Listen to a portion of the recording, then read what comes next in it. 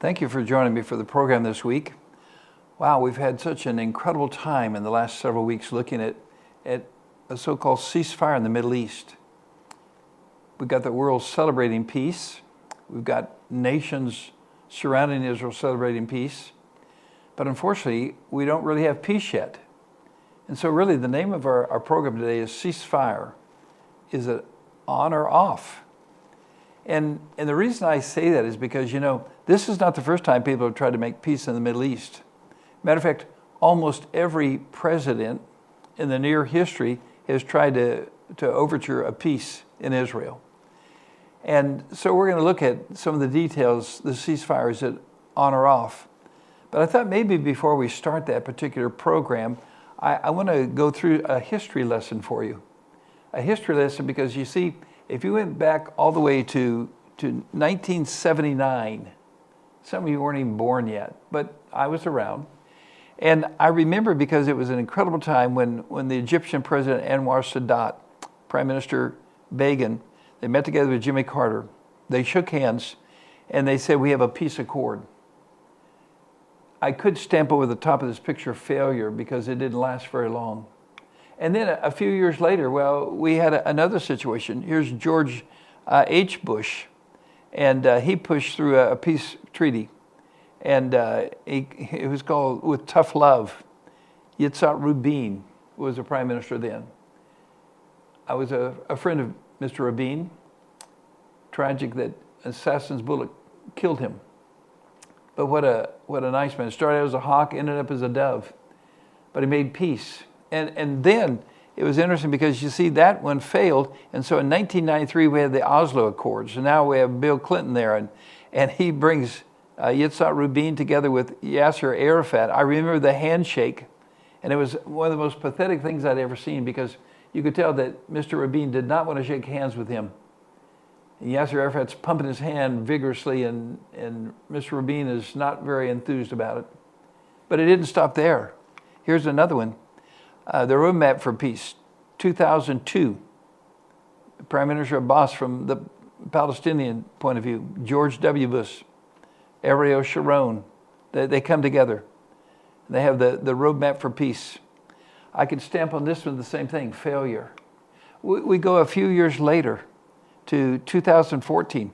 Obama, he'll persist with Middle East peace effort. It failed. Isn't this incredible? Everyone, the world is so optimistic and it ends up in a failure.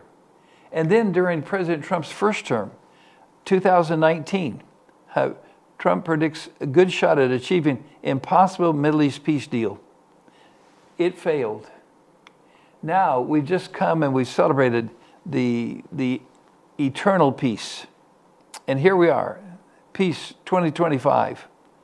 35 countries surround President Trump. They bring Israel to the table. The ceasefire, 21 conditions. Condition 1, 2, 3 have never been met. We'll talk more about that in detail.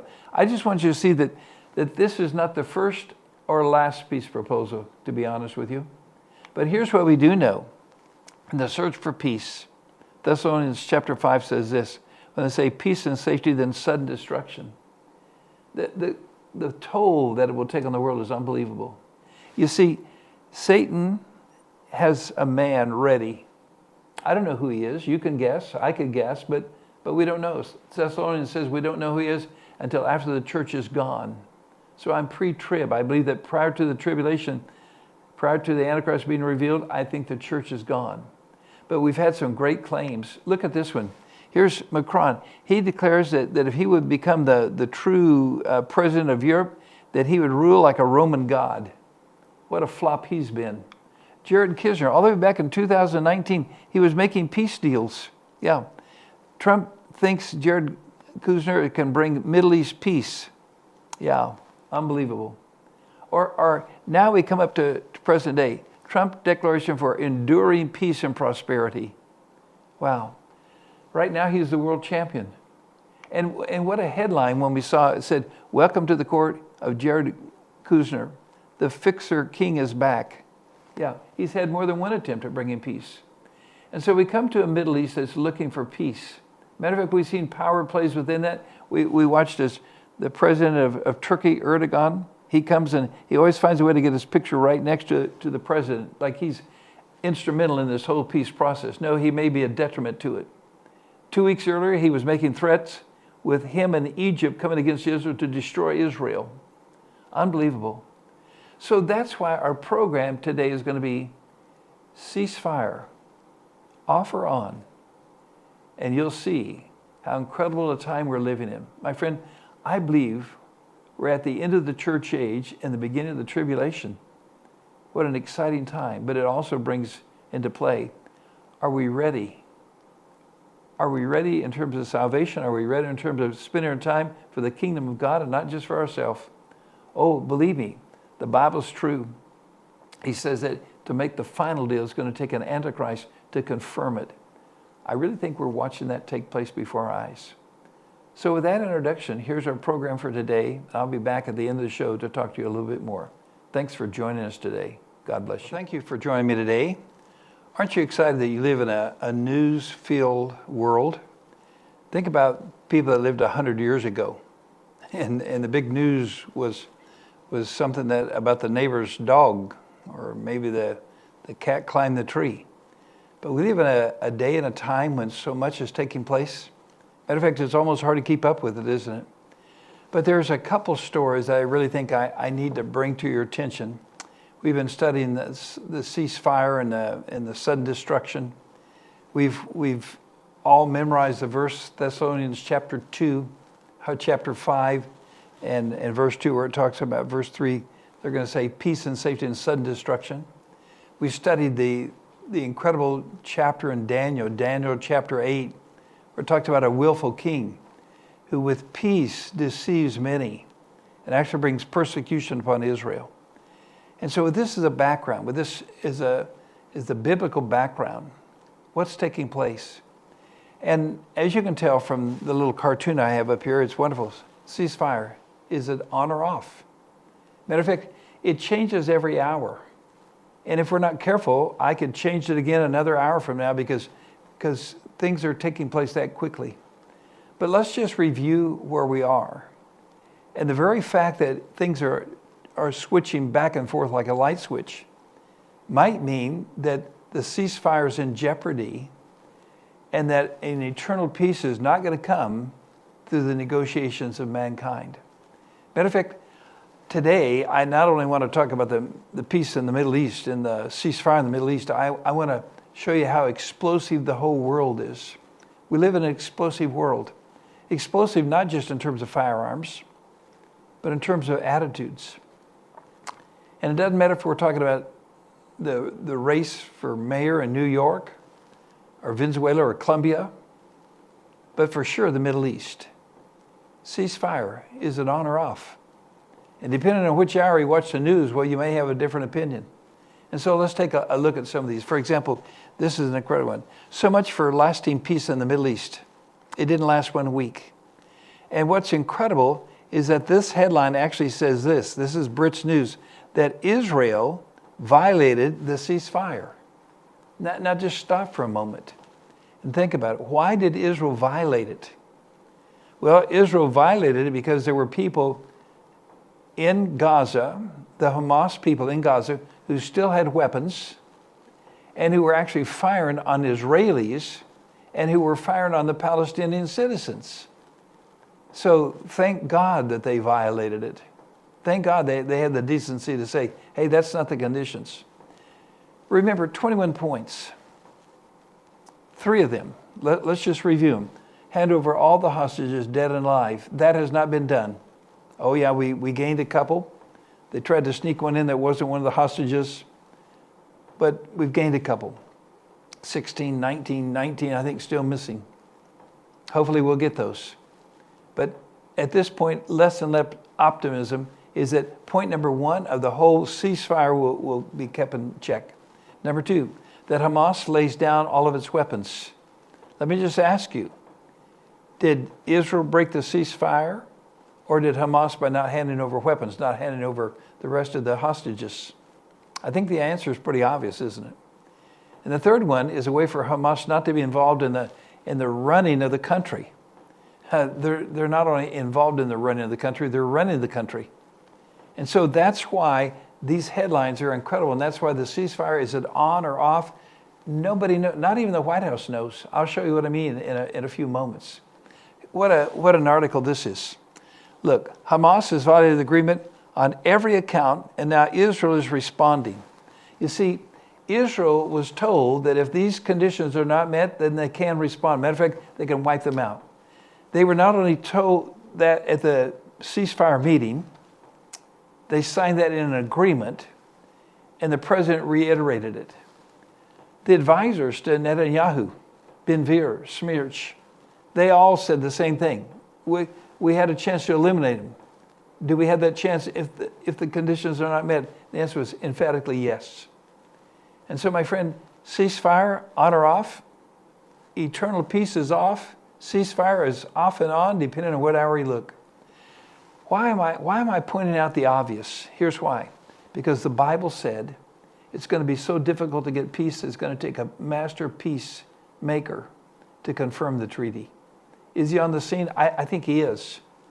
I think we're that close. Do we know he is? We don't know. We just know that Daniel says he's a little toe. We just know this, that when things aren't working, someone's going to come in and say, hey, these parts aren't fitting together. I'm going to form them. I'm going to fit them. I'm going to confirm them, and we'll make it work. Wow. You see where we're at? Pretty exciting to be alive in this day and time, isn't it? Here's another article that I think you should be aware of. Gaza truce phrase as Israel retaliates to Hamas attack on IDF in Gaza South. Yeah. Phrase. Don't you like that word? The peace treaty, the ceasefire, is frayed. And shouldn't Israel retaliate if Hamas attacks IDF soldiers? I don't know about you, but I think they should.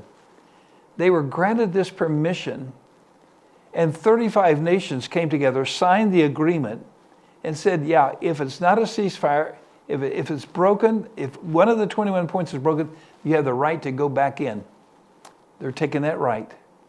But let me tell you that in addition to just an agreement that's broken, in addition to just firing going on, and to me it's disgusting that gangs at Hamas, armed and trying to gain control, because why? Because they want relief. They want the trucks that are bringing in tons of relief.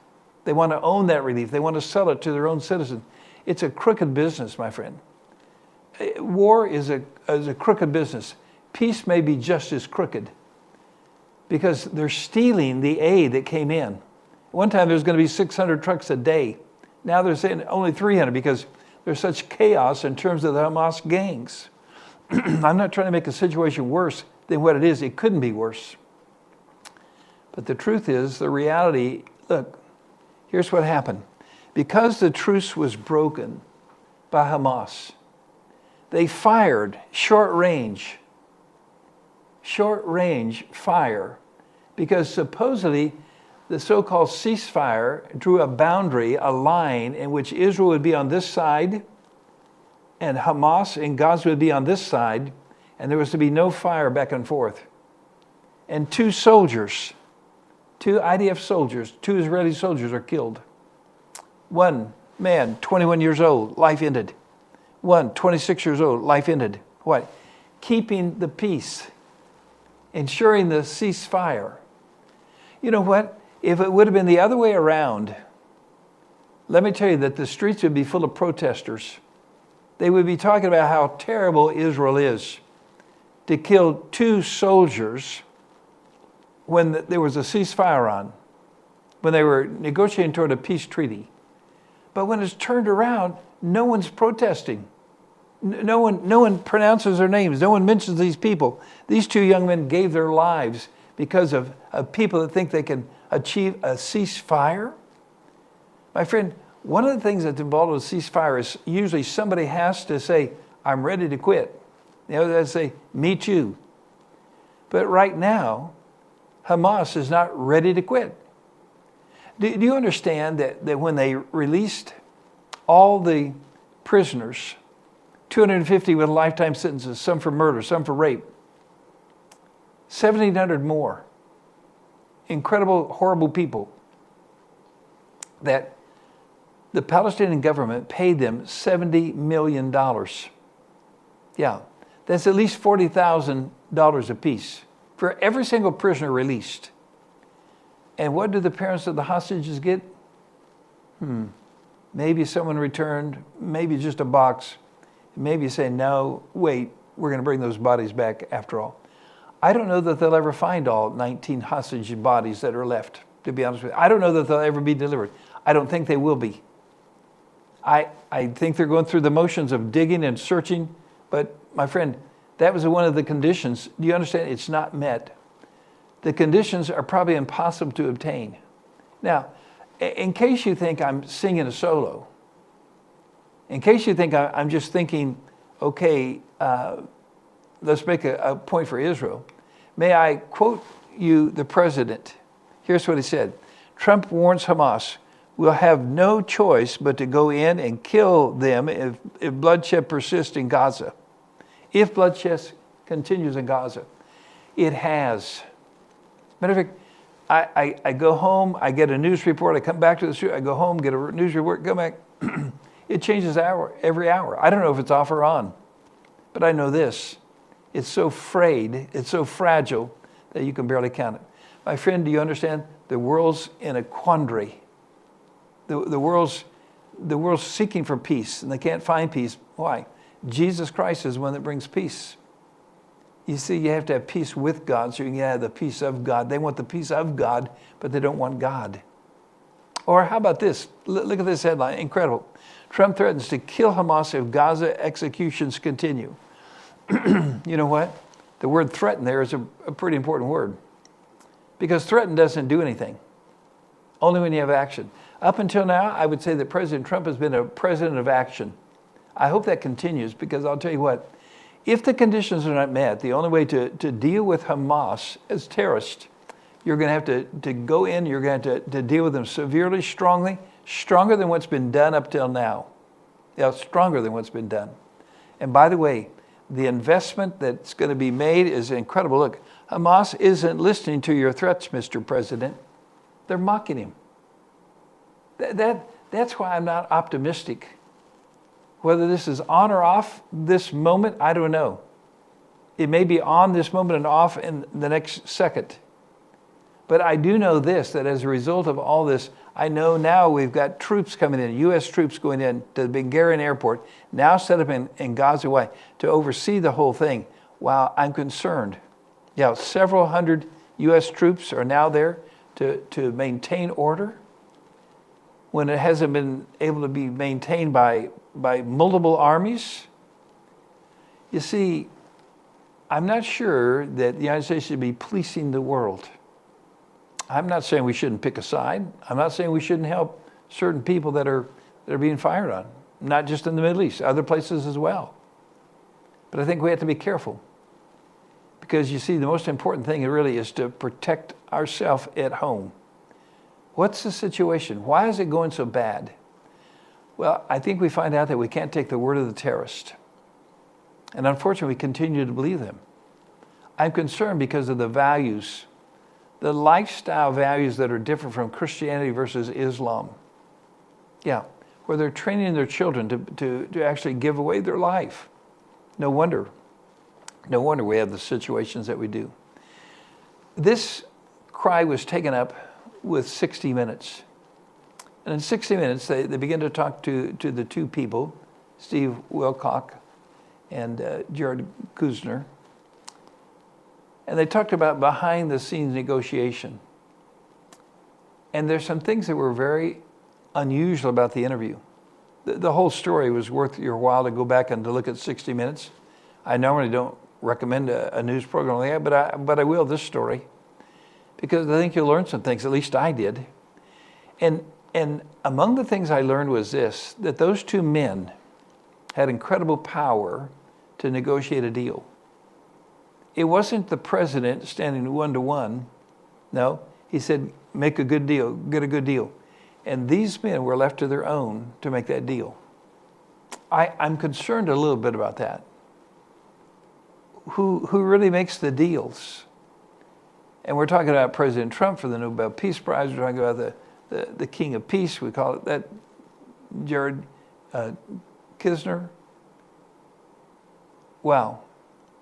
Were they really left on their own to make the deal? And if so, is that more dangerous than any other position we've ever had? I think it might be.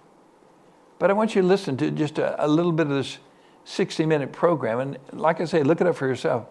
Here's what I want you to see. That the world wants peace, and it's hanging by a thread. And we don't know if the ceasefire is on or off. It depends on which minute you watch the news. Well, here's this important clip. Watch this. We woke up the next morning to find out that there had been this attack. Wow. And of course, I was called by the president. You had no idea, obviously. None whatsoever. You know, I think both Jared and I felt, I just feel we felt a little bit betrayed. Now, I had heard that the president, that he was furious. I think he felt like the Israelis were getting a little bit out of control in what they were doing, and that it was time to be very strong and stop them from doing things that he felt were not in their long-term interests. People should understand that Netanyahu, the Israelis, bombed the peacemakers, bombed the negotiating team. And by the way, Leslie, it had a metastasizing effect because the Qataris were critical to the negotiation, as were the Egyptians and the Turks. And we had lost the confidence of the Qataris. Right. And so Hamas went underground, and it was very, very difficult to get to them. And they were your link to Hamas. Absolutely. You were dealing through the Qataris to make your proposals to Hamas. And it became very, very evident as to how important and how critical that role was. Wow. Do you see how fragile it was? With 35 nations, you'd think everyone's on board. No, the truth is they all had reservations. They were pretty sure it wasn't going to work, but they were afraid to back away from signing it. Another incredible storyline is this. Jared Kushner. Israel must improve Palestinians' lives if it wants this whole thing, this integration into the region. Yeah.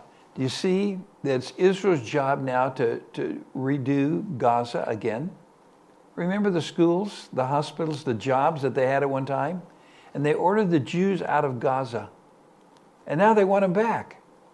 Unbelievable. Really, folks, this is unbelievable. And if it wasn't predicted in the Word of God just this way, I would say, I can't even believe my eyes, but I can believe it because the Bible said that this is exactly what's going to take place. The passage in Daniel chapter 8, verses 23 through 25. Through peace, the Antichrist uses subtlety to deceive many. And he's unchecked. No hand can stop him, but God will. My friend, I think this is leading directly to the tribulation time when the Antichrist will step into power. Well, I want to leave all the trouble in the Middle East just for a moment because I think there's another thing that's brewing. Take a look at this. In that same period, just when we were asking ourselves, is the ceasefire on or off? Is there peace possible? Here's the story. In a private letter, Putin and the leader of Iran, they come together and they're plotting about how they can have cooperation in Syria and particularly against Israel in the Golan Heights. So while we're talking peace on the southern side of Israel, on the north and east, we've got Putin with Russia, the Ayatollah with Iran, and Turkey, and they're talking about how they can get the Golan Heights back. My friend, do you understand the Bible talked about Israel being surrounded? That relentlessly they come against him? That's what we're seeing. Even during this critical week, with all that's taking place, the tension's so high, here's Russia, Iran, and Turkey working behind the scenes. Oh, my friend, it's a story straight from the Bible.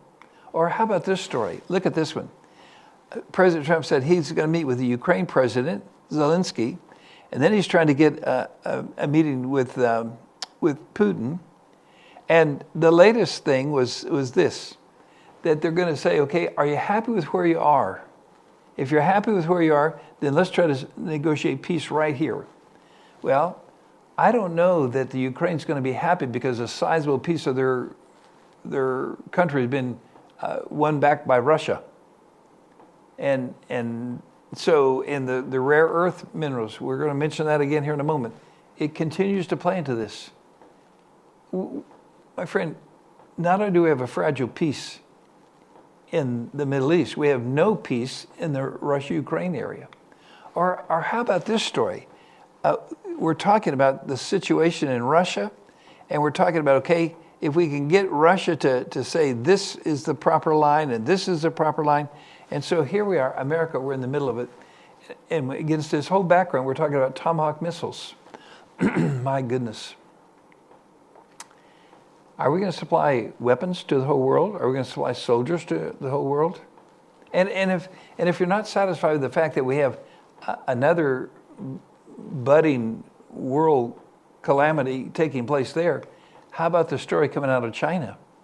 Yeah, China in its preparation for war, they've actually removed their number 2 general and some of the other generals, and they're making a whole change of leadership. Guess why? They think the new leadership, the new military leadership, needs to be more aggressive. So why do you need an aggressive leadership? Well, probably because you're planning to do some maneuvers. And if that's not enough, look at one of the areas in which they're aggressive, how China took over the world's rare earth industry. And says they use bare knuckle tactics to go in and to consolidate supplies and to get things, and they got an incredible jump. South America is a big territory. Burma is a big territory. All over the world, there's a big territory. You know what? Because of the demand of AI and all the special materials used for our technology, wow, these things are coming into play. Well, we could spend a whole time, and perhaps we will on a future program, but I want to talk to you about the seriousness of this situation worldwide in terms of peace. We're under the umbrella of peace. And so we've just looked at the Middle East. There's no peace there. We've looked at the north of Israel with Putin and Iran and Turkey meeting about how we can take back the Golan Heights. That's a pending war there.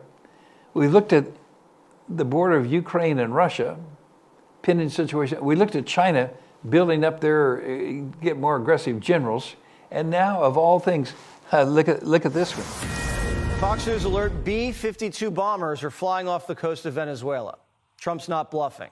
Right now, more than 10,000 U.S. soldiers are built up in the Caribbean, on ships in Puerto Rico, locked and loaded. Special operations helicopters were just seen flying 90 miles from Venezuela's coast. The chopper units used by Delta Force, Navy SEALs, and the Green Berets.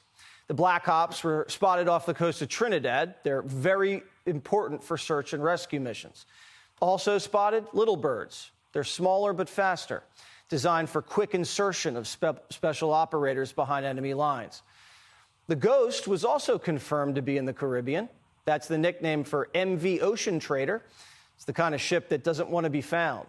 It's designed for black ops and special missions because it's dark and blends in with cargo. There's more. 10% of the U.S. naval power is now in the region. It's a major shift. There's subs, several destroyers, and F-35 fighters in Puerto Rico. That's on top of all the coke boats getting smoked to pieces by the week. Kilos of cocaine are washing ashore. Don't tell Hunter. Dozens of bad hombres becoming shark bait. It's got Maduro's attention. He's the dictator of the narco state, a very bad hombre, and we just doubled the bounty on his head. It's now 50 mil. According to the New York Times, Maduro offered us a dominant stake in Venezuela's oil, gold, and mineral wealth and promised to cut ties with Russia and China. And Trump and Rubio said no. That tells me the gunboat diplomacy is going to end up with no Maduro and a Venezuela aligned with us, not Putin or Xi. American action in Latin America hasn't always ended well. Look at the Bay of Pigs. Other times, it's a piece of cake. It's our backyard.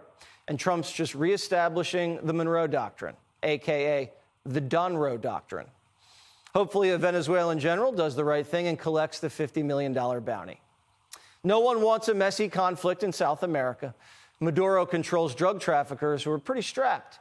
They have military-grade weapons. And Biden let hundreds of thousands of Venezuelans into the country.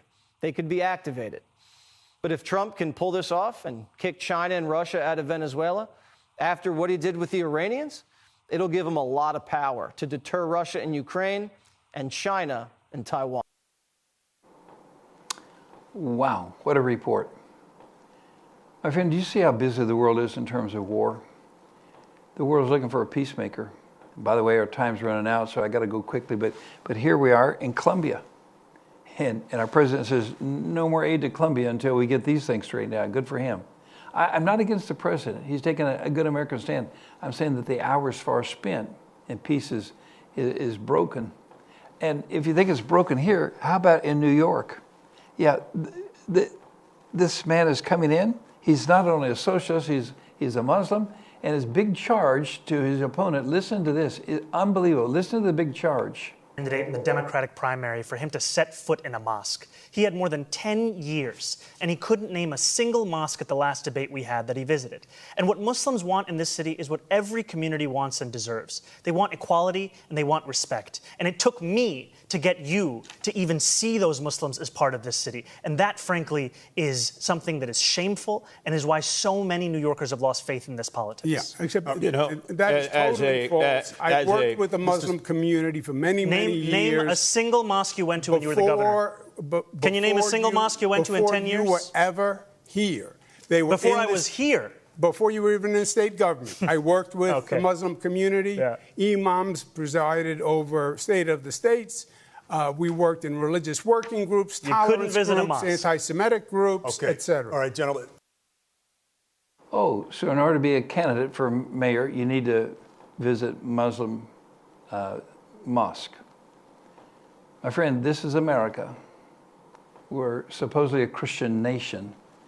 I don't think you have to visit a mosque to be a suitable candidate. Why can't we choose? Listen, whether you like it or not, America's in a religious war. I see what's going on. No king. We don't want a king. It's a religious war. You see, too long we've ignored what God has said for us to pay attention to. That is the social conditions that bring about decency in the home. And that's called the Word of God, the values of the Bible. My friend, I'm convinced that all these are signs that we're close to the time when Christ comes back. Are you ready? I'm one that believes in the rapture, believes in the pre-trib rapture. And these are exactly the conditions the Bible said would be true just before Jesus comes back. Christ is coming back. Are you ready? Have you received Him as your Savior? Ceasefire, not ceasefire? Hey, Jesus will bring peace when He comes. Well, I hope you enjoyed the episode that we had. Ceasefires that offer on. And wow, isn't it exciting to be living right in the middle of the Bible? This is what the Bible talked about in the end days. I'm excited. I thank God for allowing me to see this take place. I watched Israel as it became a nation again. Incredible. I watched Israel be regathered. I'm watching attempts at peace proposals, all of which are failing. It really is going to take an antichrist, a mastermind, to bring in and confirm a peace treaty. My friend, we're living in those days. As you stay tuned, we're going to make an incredible book offer for you. There'll be an email that will come across the screen. If you email that, you'll be able to take advantage of this great offer. It'll help update you on some of the books that we have available, and you can email that address. We'll send those books to you. I think it will really keep you up to date on all that's taking place in the Middle East. Thanks for watching today. God bless you. Thanks for being a consistent listener to Bible Truth and Prophecy Now. We appreciate those who are loyally supporting us in a variety of ways. Prayer, by watching the program, and even by going to our website and to the Etsy store. Today, I want to talk to you about 4 different books, special offer that we're making to you. Might even be that you have one of these books, but here's a couple that are pretty new. One is written by Jeff Tischler. I'll talk to you more about another book by my good friend Jeff Tischler in just a few minutes, but this one's called Two Roads and Two Destinies. It's from the famous passage in Luke chapter 16. Sometimes we call it the story of the rich man and Lazarus. Not a parable, a real story. But in there we get some of the great descriptions of hell. And I really believe that as people find out what hell is really about, and that a man who was there wanted just a drop of water to relieve his tongue, and how it says that, and he remembered. I wonder what your friends will remember in hell. And this man in hell remembered that Lazarus had something that he didn't have. Wow. This book is in a pamphlet form. It's wonderfully written. And I want to encourage you to give it out. I know maybe it seems harsh to give out a book on hell, but what if we could prevent one of our friends from going to hell? It'd be worth it, wouldn't it? And so this story is great. It's a brand new book. I think you'll enjoy it. Another book by Jeff Tischler is this one, Believe It or Not. It's about nature. It's plants and animals. And as you know, Jeff's been on our program a number of times, and we've had him on creation ideas. Wow, this book is just incredible. He's got several on creation, but this is his latest one. And I like the cover. It's got the octopus. I said, Jeff, when I put this down on the table, it's almost like the octopus grabs the kids. The colored pictures, the description, the narrative is so well written. I promise you that when you see the pictures, when you read the narrative, you're going to say, yeah, this is something that my kids could really identify with. At our local church, we put these out on the table. These go faster than any book we have, maybe 2 or 3 to 1. Why? The pictures are compelling. But what I like about it is I think we're really at a time when we need to defend the creation point of view. Isn't it amazing that it seems like Satan wants to mess with the beginning, that's creation, and the end, that's revelation. How things begin, how things end, God has a plan. And so that's why I want to make this a special book to you. And then the book on what's next on God's calendar. This is a book that I wrote. It's recent enough that the events that are taking place in the Middle East right now with the ceasefire, with the 21-point peace proposal, all those things. Yeah, matter of fact, I even had some of my students say, okay, how did you know, Doc? How did you know that? I said, well, I didn't know that was going to take place, but I know what the Bible says. And the Bible talks about these events. And so I break it down into chapters.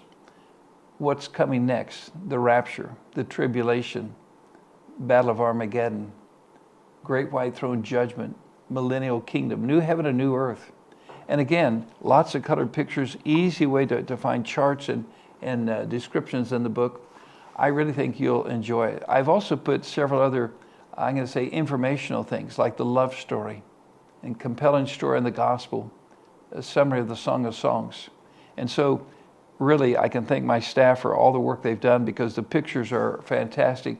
They spent hundreds of hours, literally hundreds of hours, going through PowerPoints and material to make sure that this book was completely up to date. I think you'll really enjoy it. Yeah, it's got 187 pages. I think it'll discuss the subject thoroughly. Then Brad Keating, again, another good friend of mine. He's a pro golfer, actually. He's written a book called The Tribulation Tragedy. Of all things, it's a book about the tribulation. And what's interesting is this book really is a story that he makes up. And he begins by saying this story is not true, but it could be. And its description of what takes place to this man in the tribulation times, it begins to explain the deceit under which people will follow an Antichrist. You know what? Again, at school, young people, especially those that are 9 to 15, 16 years old, they can't put it down. And if you have questions about the tribulation, this book is going to answer them in a very subtle way. Has some great charts or great list in the back to tell you exactly what verse in the Bible he's using to get these. With these 4 books, and some of you may already have one because they're popular books. With these 4 books, all 4 of them, we're going to sell to you for a total of $25. That's less than half price. Why do we do a book sale? Well, I think at Christmas time particularly, sometimes you're looking for a gift for a youth pastor or for a pastor or for someone in the church. Maybe you're looking for a gift for someone in your own family. And these books make excellent gifts. I hope you've already bought one. And if so, now you've got another one to give away. I find it really a wonderful way to share Christ. When I go to a restaurant, I have a meal. I like to give a tip. But you know what I like to do? I like to put that tip in the book. I explain to them, wow, I'm an author. I read a book about what the Bible says is taking place right now. And I want to give you this tip, and I make sure it's a good tip, and you should make sure it's a good tip too. Then share the gospel by giving out a book. These are opportunities. You'll see a PR code. You'll go to our Etsy store. I hope you'll enjoy this special offer. Thanks for watching. God bless you.